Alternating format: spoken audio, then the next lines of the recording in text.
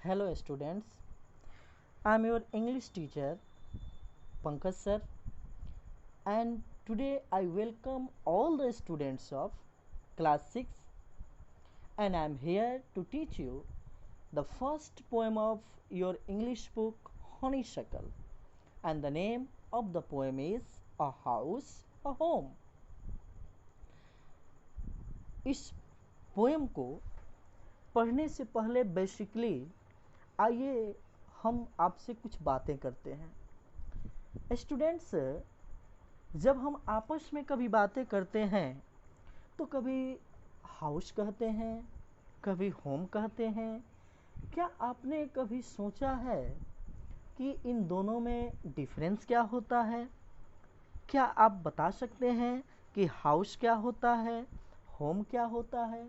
कहने में तो दोनों एक ही समान लगते हैं, लेकिन इनका यूज़ जो है, प्रयोग जो है, हाउस के रूप में कब होता है, क्यों होता है, और होम के रूप में कब होता है और कैसे होता है, आइए इस पोएम को पढ़ें और हम जानें। What is a house? It's brick and stone and wood that's hard, some window glass, its eaves and chimneys and tile floors, and stucco and roof and lots of doors. House क्या है?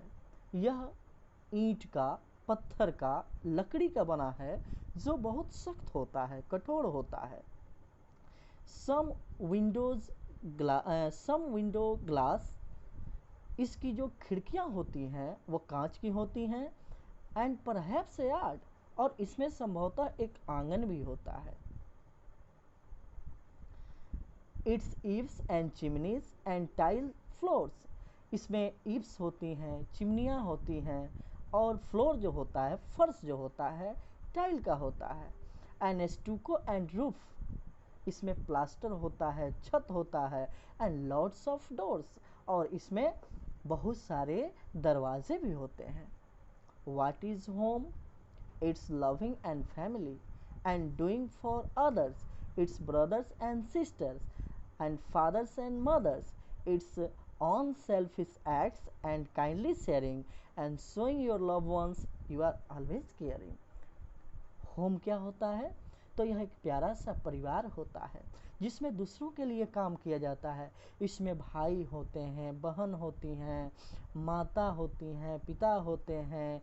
इसमें on selfish acts होते हैं, यानी निस्वार्थ भावना से काम किए जाते हैं। इसमें एक दूसरे के प्रति जो शेयरिंग होती है, भावनाओं का जो आदान प्रदान होता है, वह बहुत ही प्यारा होता है, दयालुपूर्ण होता है। इसमें एक दूसरे के प्रति प्रेम दिखाया जाता है और हमेशा एक दूसरे का केयर किया जाता है। तो अभी आपने देखा हाउस क्या होता है।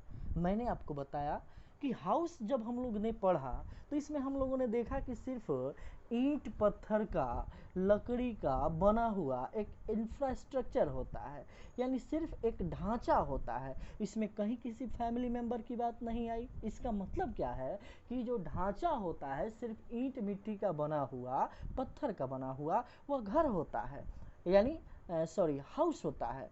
और होम क्या होता है? होम जो होता है वह तो परिवार से बनता है, फीलिंग्स होती हैं उसमें, एक दूसरे के प्रति प्रेम होता है, एक दूसरे के लिए लोग निस्वार्थ भाव से काम करते हैं। माता पिता, भाई बहन सबसे मिलकर एक प्यारा सा परिवार बनता है, उसे हम होम कहते हैं। आप लोग देखते होंगे जब कोई नया व्यक्ति कोई मकान खरीदने जाता है तो कहता है कि एक नया मकान लेना है, पहले उसको मकान कहता है, लेकिन जब जाकर अपने फैमिली के साथ उसमें रहना शुरू कर देता है तो वही व्यक्ति कहता है कि यह मेरा घर है। घर कब कहता है? जब उसमें वो रहने लगता है, जब उसमें उसकी फैमिली रहने लगती है। तो इसका मतलब यह हुआ कि परिवार से, प्रेम से, इफेक्शन से बना हुआ जो जगह है वो घर होता है। और सिर्फ ईंट पत्थर मिट्टी का जो बना हुआ होता है, पत्थर का जो बना हुआ होता है, वह घर होता है। समझ में आया? आइए अब हम इस पार्ट के क्वेश्चन आंसर्स को देखते हैं। देखिए, कहता है कि do you agree with what the poet says, talk to your partners and complete this sentences. A house is made of, अब आपको इसको फिल इन द ब्लैंक्स कर देना है। तो house is made of bricks, stones, woods etc।